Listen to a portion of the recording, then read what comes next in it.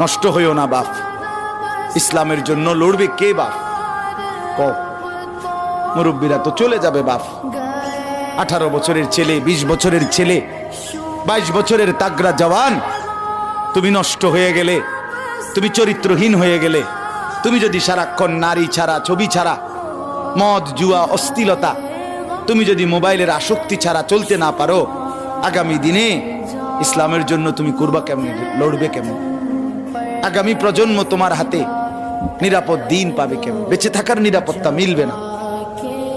বেঁচে থাকা 53 বছর বাংলাদেশের বয়স, 53 বছরের সমাজে বেনামাজির সংখ্যা যদি এত বেশি হয়, 53 বছরের ভিতরে মোবাইলে আসক্ত যুবকের সংখ্যা যদি এত বেশি হয়, 53 বছরের ভিতরে বেপর্দা নারীর পরিমাণ যদি এত বেশি হয়, এত মসজিদ মাদ্রাসা চারদিকে থাকার পরেও যদি এই মসজিদ মাদ্রাসা ষড়যন্ত্রের কারণে কমে যায়,